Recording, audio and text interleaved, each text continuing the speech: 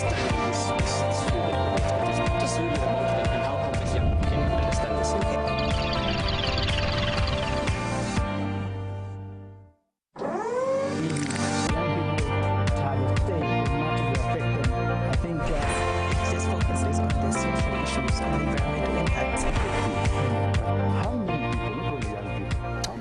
to have you join us once again on Our Perspective. Last week was quite a tremendous brought in young people, both from the Ministry of Youth and Sport and from the United Nations, that came specifically to talk about the sustainable development goals in Zambia and how best we can, be able to achieve them by the year 2030. Today is another edition, and on the program today I will introduce my guests after the break, but don't forget that your keywords on the program are you typing the letters PSP, leave a space, and sending your comments and contributions to what you think about today's topic, and send your SMSs to 3322. Don't forget that our website is www.movietv.com. You can definitely catch all of the highlights that will happen at the end of this program. Now, we do know that with many competing demands of scarce funds, countries often do not fully recognize how critical young people are to their national economies, to their societies, and to their democracies, both today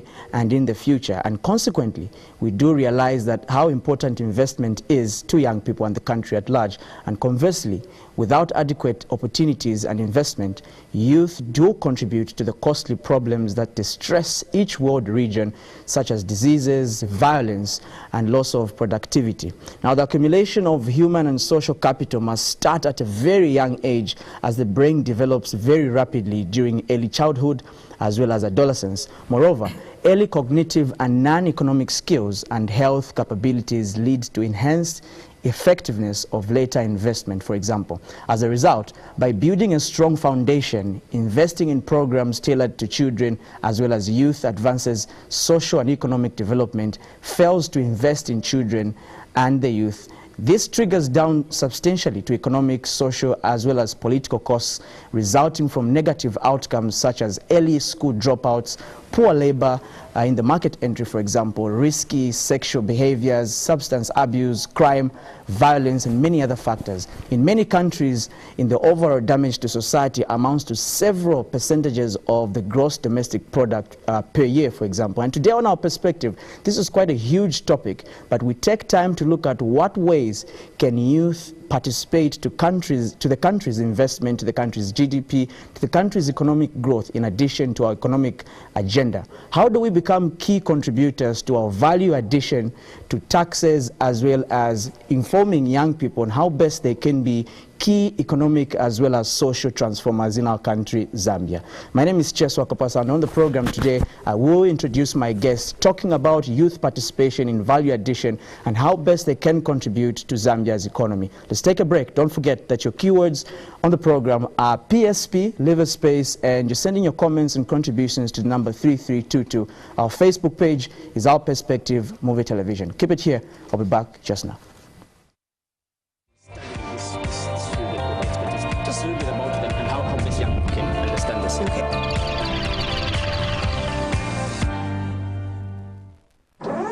Really, young people to have a say would not really affect them. I think just focuses on the social issues and environmental impacts. How many people, not only young people, how many people even here in Zambia are and just earlier on today, Welcome back. As usual on the program, I do have young people as well as somebody that is in the senior circles of society that will definitely help us delve so much into this particular topic. But introducing youth first on the program, Tahila Chirambo. Good to have you for the first time on the program. Thanks for having me. I'm glad to be here. Great. We also have, many of you might refer to him as a sportsman. He's the ZAR president, as well as an economist who has endeavored so much into the economic spectrum of Zambia and knows quite a lot in the economic spheres of the industry in Zambia. Elias Mpondela, your face is so much familiar to the platform. Good to have you on the program. Thank you. Thanks. One key issue, rather, that we're discussing today is young people, them contributing to economic growth. We talk about investment, we talk about value addition. I think, let me begin from you. How would you define value addition in regards to this particular theme? Well, in economics, in economic terms, first of all, value addition is a product, a raw material. You don't want to export it as mined if it's a mineral. If it's an agricultural product, you don't want to export maize as plucked out. You want to process it, add value in order to enhance your price. And when you enhance your price, naturally that also has positive impact in terms of the taxes that you must pay that go along with the transformed product. In other words, maize has transformed into another product. It could be still maize, but it will be meal that is now being sold as breakfast and being exported, well packaged. That's value addition. It could be copper. You decide that you must have copper billets instead of just exporting the cathodes or indeed the malt. You transform it and give it value. That's what they call value addition. And in economic terms, that is preferred because what that does is that it enhances the final product so that you as a seller, you can earn more, but also the country in terms of the taxes, because there are those taxes you pay when exporting, the country can also make more. And so countries, and Zambia in particular, are emphasizing on value addition in order to enhance the value of the product to fetch a better price. And that, naturally, as I've alluded to, increases what the government must collect in terms of taxes. But also, it enhances what you, as a producer, must get. Now, in terms of young people, young person here, I was young as well. I think I finished university when I was 25. And for me, at school, at the university, I was a cameraman. I started at the university level. And when I came out, I think I started working. And my mind was focused on what I can do based on the experiences that I've had at school.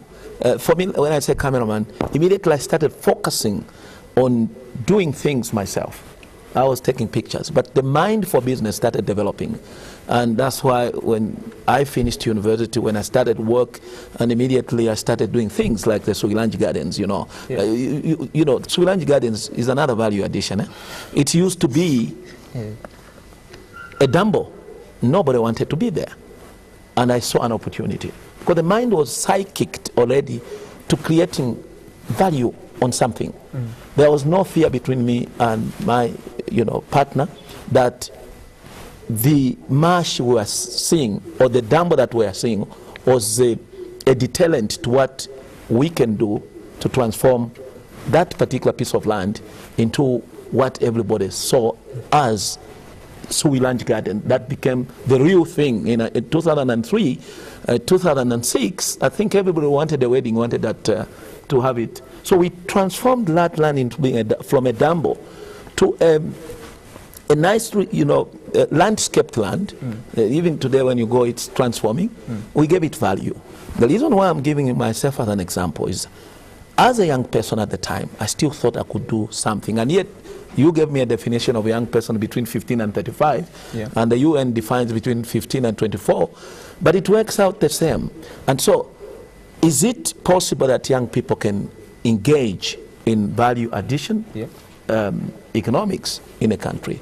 Of course, depending on what they choose to do. And I think I'll end there. And quite a vivid explanation, really, of value addition. For you, I mean, how do you define value addition in respect of the example that he has given? I mean, he, thought that he stumbled upon Sugilanji Gardens. Now it's quite a big thing. You think that young people can have such platforms, such opportunities? Do you think that there's a good leveling environment for young people to succeed in small businesses that they're beginning today? Yes and no. I personally feel that in any situation, there is an opportunity. And I'm not one of those young people who says, if only the government could do this, if only the government could do that. I most definitely think that young people can start with what they have, where they are, and they can grow to greater and greater heights by starting small, definitely. I know that there are some constraints here and there, there are some issues, and the environment in the country could be better. The political environment, in terms of policies and the likes, could be better, but still, the environment is ripe still. The conditions are ripe. We can still do something with what we have. Young people today and many others feel that we need to begin to invest at a very young age. It could be from 15 or 24 or whatever you define a youth as. Ask probably the same question in a different way. Is there a good leveling environment today for people, for young people, for the youth, to ensure that they're able to create a good platform for themselves, have examples like yourselves that did it when you were very, very young at a very tender age? In fact, the young people today have a better advantage than we had. Today, they are all IT competent, the Many technology. of them say that they haven't been given platform by government. I'll pick it from, I grew up differently. I'm from a village, 1,200 kilometers from here. I had models that were stimulating my thinking in coming to Lusaka. There was Mr. Mazimba that used to be here. And I was totally not exposed even to television like young people here. I was in Kawe village, very far. And yet my mind, based on what my father and my mother were doing, was psychicked to doing something to create own income at that time. And I do remember at that level wanting to do this to my small shops. But then just quickly coming back to the real issue on whether they can start quickly. Yes, it is true. And I was talking about technology. They are exposed to ICT and they can do research. I must be selfish again. At my place, my home, all the children, the first thing that I did to them, Rich Dad, Poor Dad, I bought them that book for them to read. And I was forcing them to read. The other book that I read, I forced them to read, all of them, is Who Moved My Cheese? And let alone somebody said, I moved your cheese. I got them to read.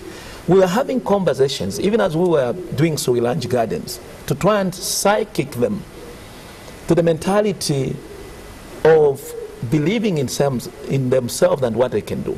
The first born daughter, Chipampi, who is right here, she studied in America, was to quickly research and say she could start up a company to deal with the laundry.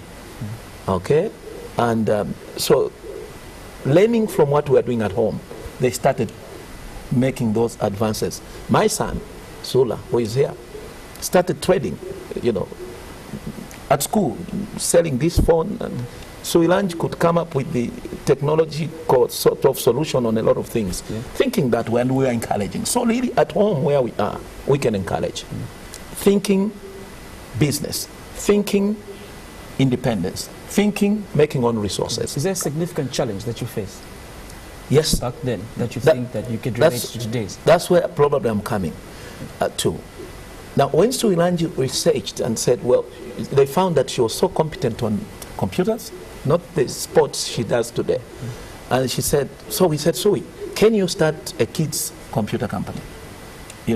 And we started modeling them at that level. Say, how can I do it so there's cash? So at that level, at that time, the family had cash to try and encourage these children begin to think that way. But what we did most was the education, literacy, business thinking, psychicking them to knowing that thinking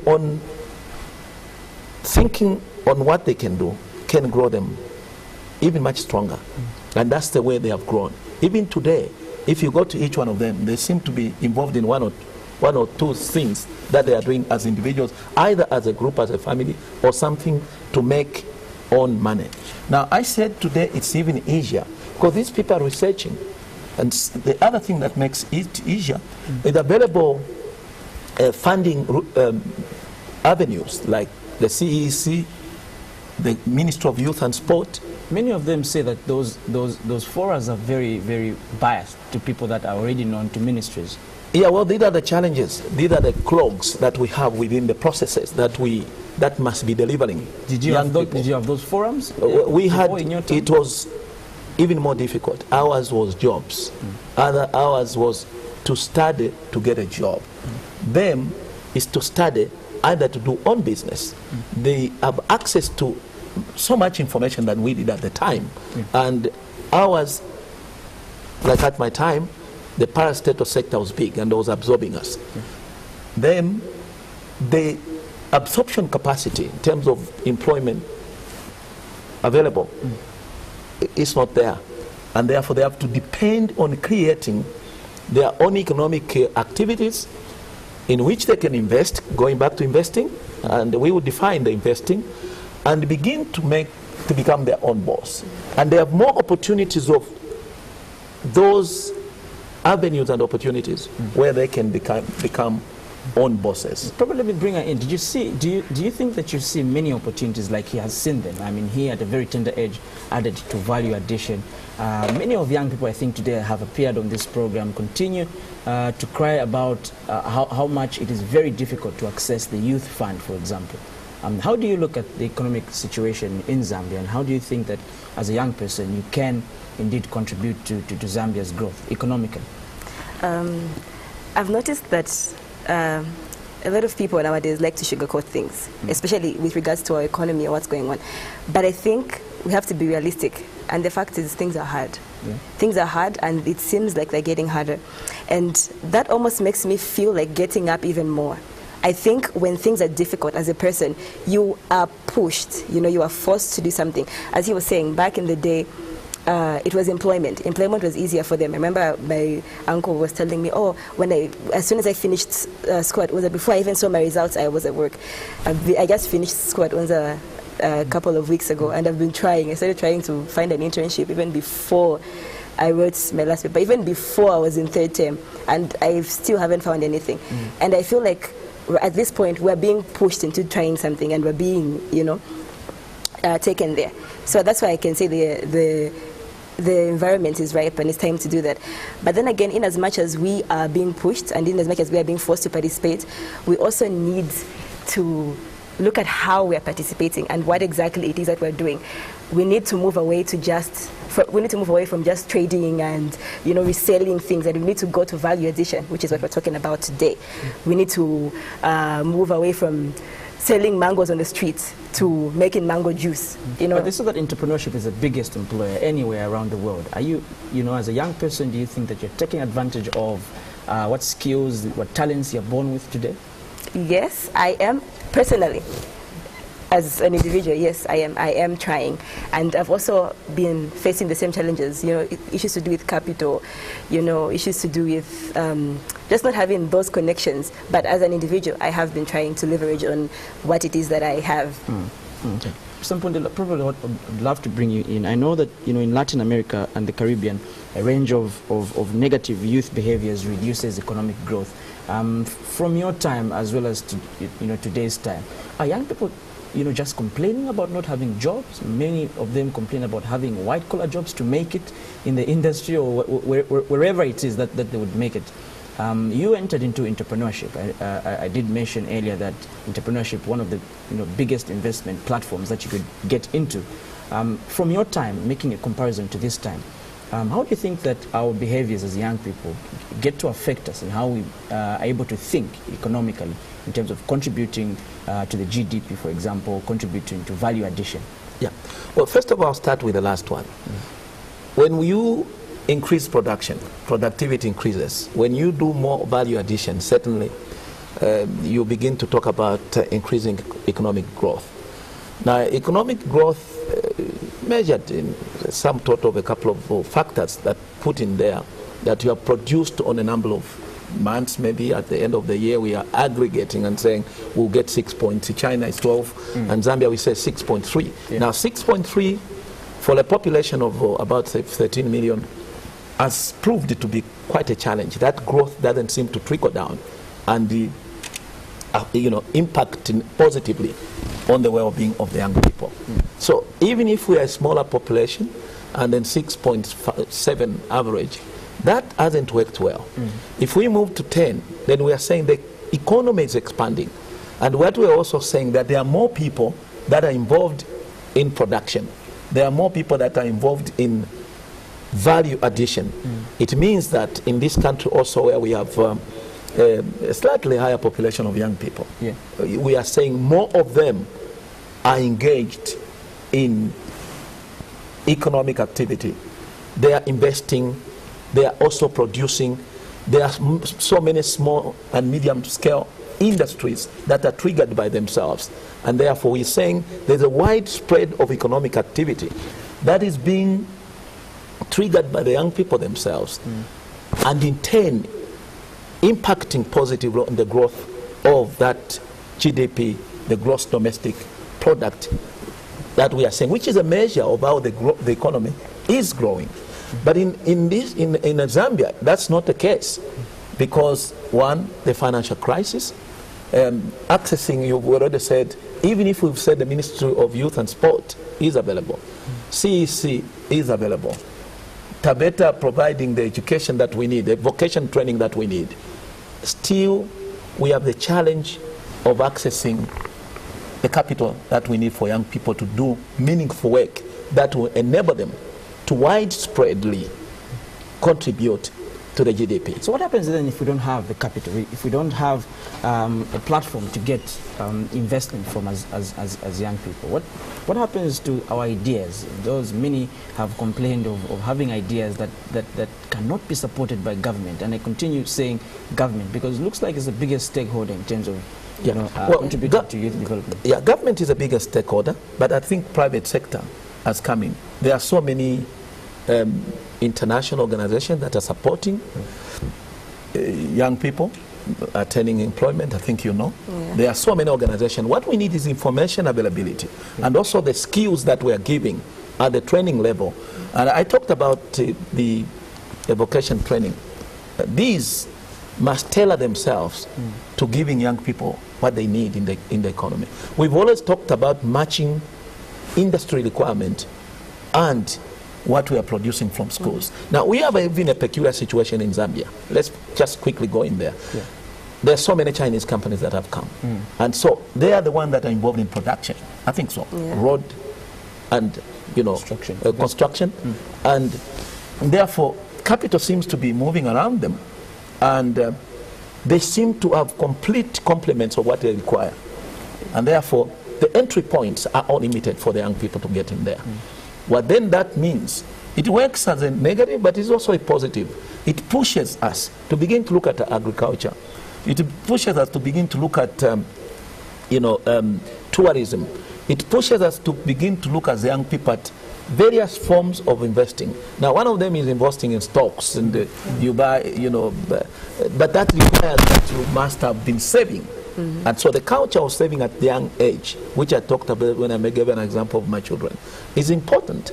But at this level, where she's just come from university, what she needs are these incubation, facilities that have been created, mostly by government, how do the people to enable them. I mean, how do you invest if you don't have a viable, source of income?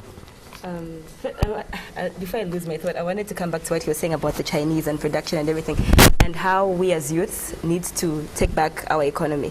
And I feel like even saying youths it doesn't show the weight of the situation, because 66% of people in Zambia are below the age of 35.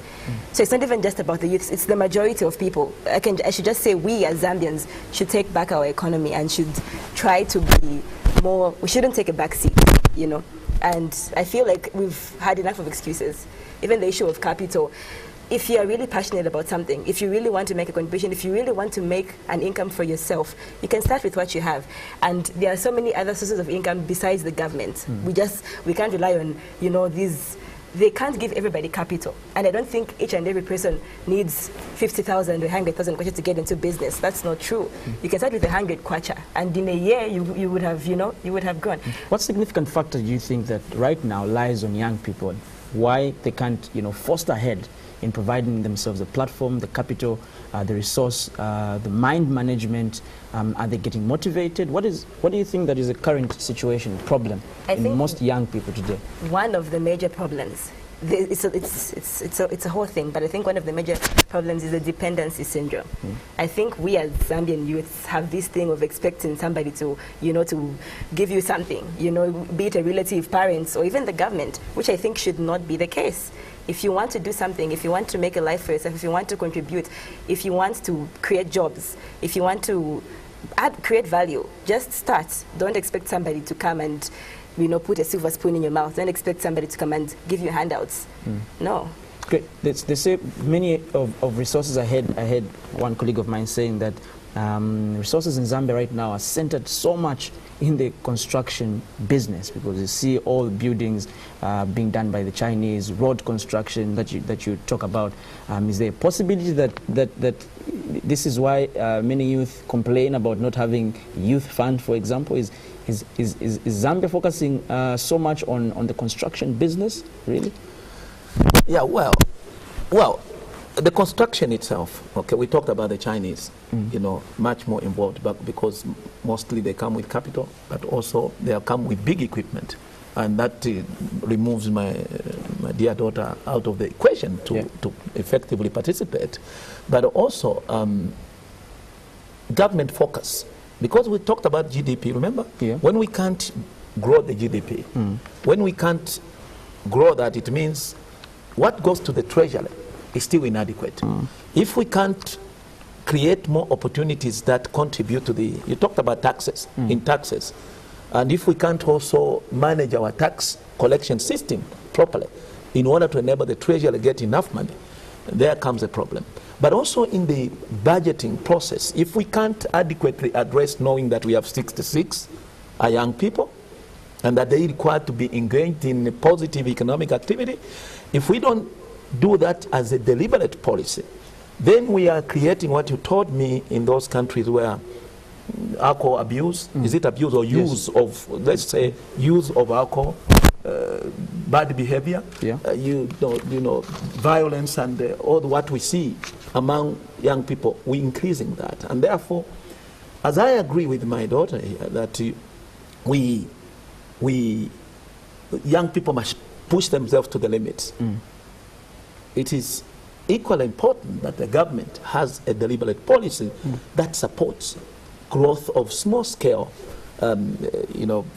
medium, enterprises, but also through our education system, that we tailor these, particularly in vocation training schools, we begin to tailor these programs to the mindset that she's talking about, that we move out of the entitlement mindset, that we begin to expect that we, the young people, we are supposed to be major contributors to the economic growth of our country. And we begin to, I think when you have a good proposal, it will always meet a good investment opportunity. And what we need, like when I was standing as a mayor, we wanted to create what we are calling an intelligent room where young people are supposed to come and create ideas. When you go to Dubai, what they do every month, young people sit to generate ideas. But the government is also available to anchor those ideas on certain funding options that are available.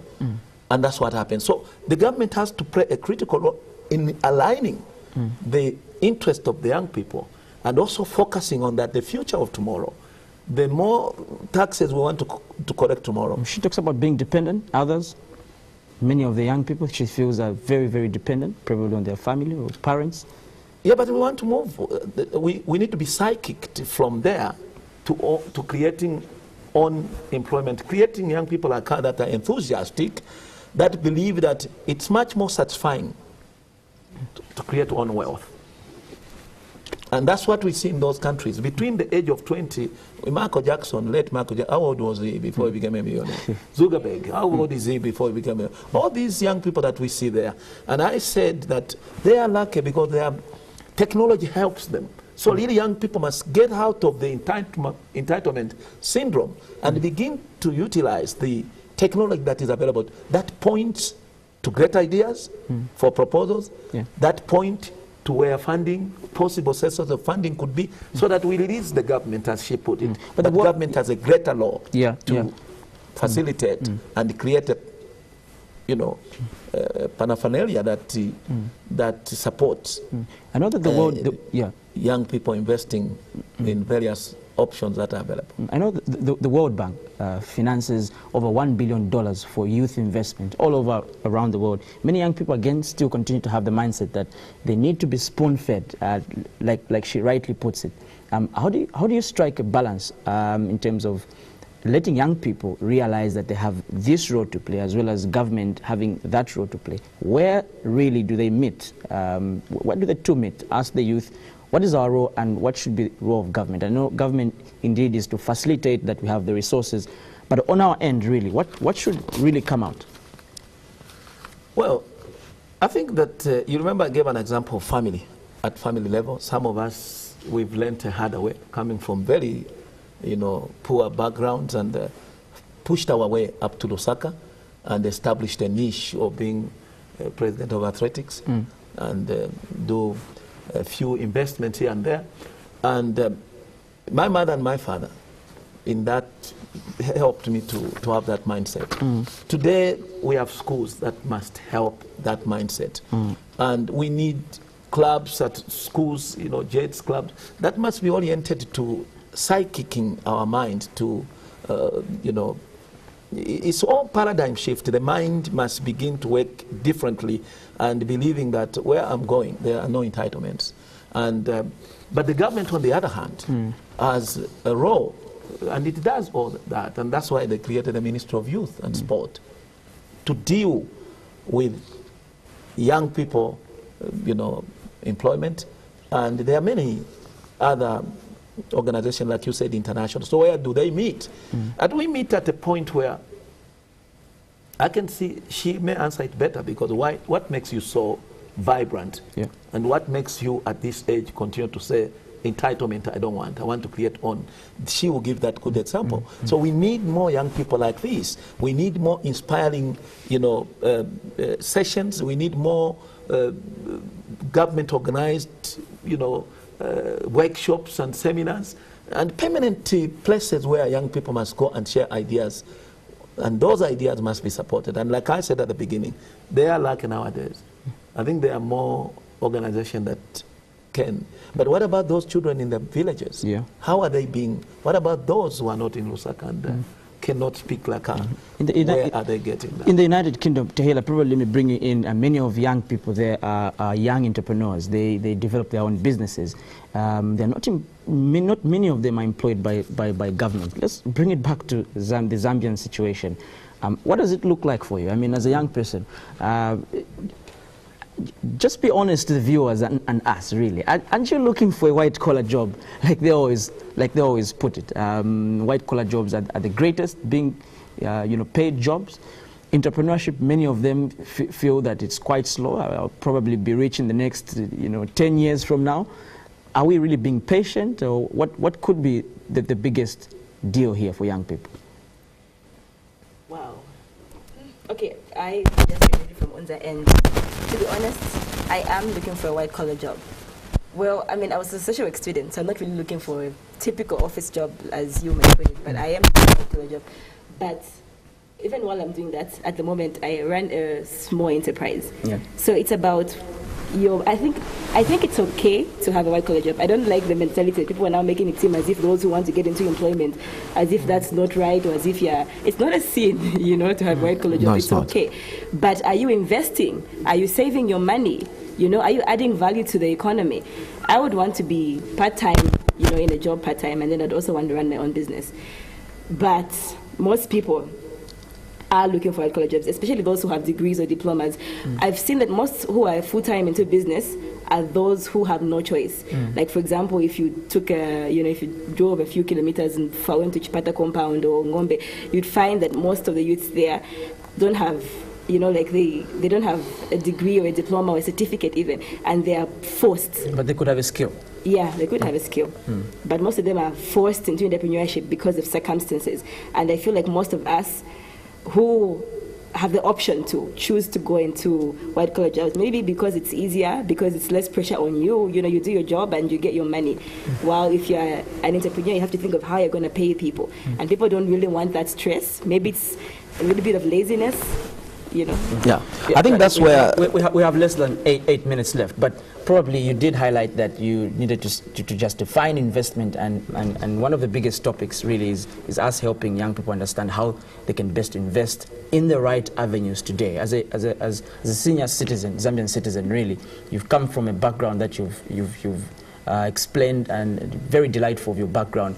What are some of the factors probably that you give young people today to take home and in how they can overcome the challenges of economic distress, for example, how they can overcome challenges of inequalities and many other factors that they could face in their different communities where they come from?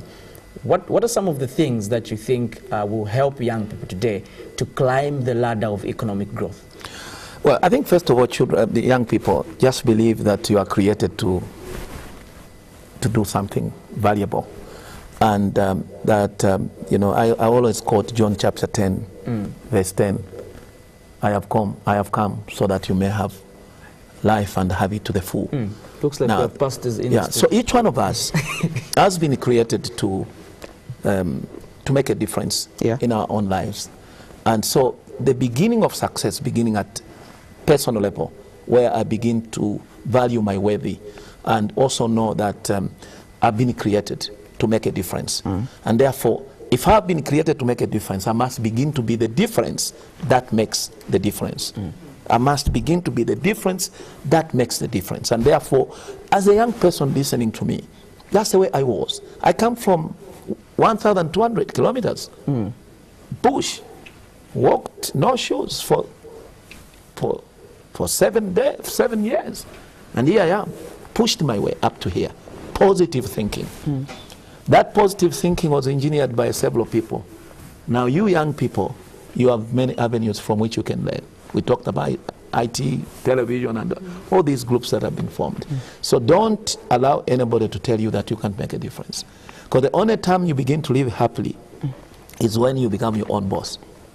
And therefore the question of these jobs, that white-collar jobs as preferred to the work you must do in order to create more jobs, only takes you backwards. I think the thinking must be, we can do, I can produce, I can add value. We talked about value addition. Yeah. It comes too quickly, but value addition only comes because you are investing, or you are small scale, you know, a medium or small scale entrepreneur that is producing and employing people. And we must not be scared of employing, because that's the only way we're going to create more jobs among ourselves. What policies we do you think shouldn't also be scared of creating cooperatives as young people. Like minds, gather and begin to think through, like the jobs, the guys in, I mean, when we hear about Microsoft, we hear about our friend Bill Gates. Yeah. There are other chaps that were around him. We must begin the like minds, and government must facilitate that to ease up. And also, this capital that we talked about must just be available, and young people must know where they can go. One policy that you'd love to highlight, that you would think that government would implement for young people to have a very, you know, positive enabling environment for them to have more successful businesses, so that they can in turn add to value addition.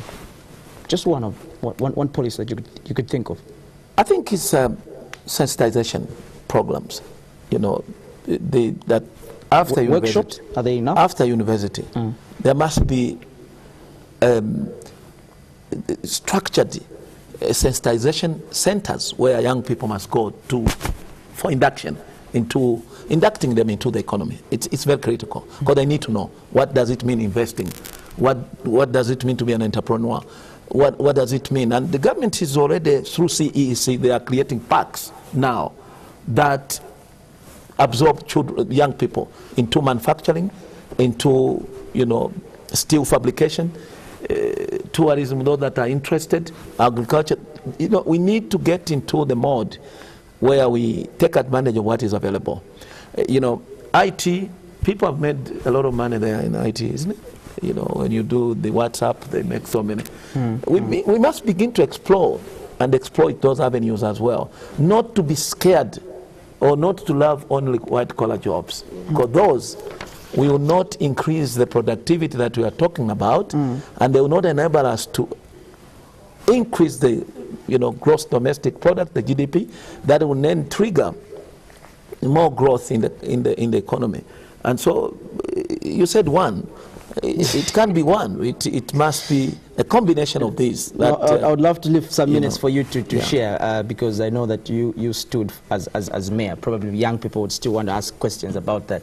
But very quickly, Tahila, if you are president, for example, what do you think that you would propose for young people in order for them to have a positive, enabling environment for businesses, for the small-scale businesses that are starting up, young people continue crying about capital in this country? Okay. Personally, I don't think it's a capital problem, honestly. I feel like if you have an idea, there's so many places where you can go besides the government. There's so many places. And if you've already started, and if they see that you have started, most people are more likely to help you. If I were president, I think what I would do isn't even towards the youth, as much as it is just towards the economic environment. I think we have a lot of investors in the country, and I feel like it's kind of overcrowding us, and it's making things a little bit difficult. Is an investment in your country more profitable? It is, but if the ones who are investing are coming from outside, and their interest isn't really, they want to make money for themselves, and they want to take money back home. So I wish... But how do you invest when you don't have the money? That's why others come in. I wish this large-scale investment, which was happening in the country, was happening by Zambians. I feel like if we did not have these people, we would step up, honestly. Let me give an example real quick. My mom runs a supermarket in Chilabombwe, and things were going great. She raised 4 children. She made contributions to the community through that, and now there's a shopping mall there. There's ShopRite, and there's all these stores going on, and she's out of business. And, she would have grown. She didn't have capital to start with, but she would have kept growing. And she could have reached ShopRite standard. Maybe she still will. But you understand that these people are stepping on us, and they're making it difficult for us to penetrate. It's not impossible, but they're making it a little bit harder. So very quickly, are they stepping on us? Yeah, well, I think there's quite some stepping on us, because this is a smaller economy, and with a smaller population, but with a bigger number of young people that can't access jobs. And things that we are supposed to be doing, chicken rearing, is being done by the same people that have come as investors. And that sort of crowds out. Yes. And because of same capital we talked about, it doesn't enable us to expand and do better. So it limits what else we can do. But I think it's incumbent upon, government systems. We all get back to government and organizations like CEC. They are part of government. These are children of government. The Minister of Commerce, Trade and Industry. It can't be only the Minister of Youth. To put minds together. Yeah. I think if you don't have, how do we invest if you don't have the money? You start small and you grow it. If you don't have the money, money is created. So if I don't have the money now, I have no choice but to make it. That's why the government borrows, because we don't have it. Yeah, well, we can still make it. I think maybe when she's saying when they borrow, they must. You remember I talked about the budgeting for the youth. You kept on talking about the growth of the GDP as a contribution by the young people. They can do. I think young people are ready at the moment. The young Zambians, I think, have seen being given the right tools to. This is the thing. Are we being given the right tools? Is CEC is it contributing as they are supposed to do? Are the loans that are under the Ministry of Youth reaching you? Are the proposals that we are making being assessed properly? Probably they're giving you the most powerful tool that they say, giving you education. Is the education system and the mind shift? The education system is are they supportive? Topic. Like that's just something completely different. So I think that we need to do more and to do. When I was standing as mayor, one of the things I was looking at was, economic stimulation. That's getting out of the box of what we see. For instance, the Chazanga landfill there. We wanted to make a production. We wanted to start producing. That's the value addition. Getting that debt to make, gas and start cooking. That's value addition. And also, how do you do that without the industry, though? The industry, basically, we're creating an industry, get equipment there, and also we wanted to create many more companies within Lusaka, like garbage collection, and for young people, basically, when you collect garbage, it's recycled, it becomes into gas. That's value addition. Did you vote for him for those economic endeavors? She didn't. And when we say economic stimulation, it's getting out of the box and see what else can we do to influence widespread opportunities that will create wealth for the young people, because they need to create wealth. To do GDP, we need to create more activity, we need to be involved in more economic, not only investing, but actual production. Entrepreneurship must be promoted. And that's the one way. Thanks a lot, Taylor. Thank you so much for coming on the program. This is Our Perspective.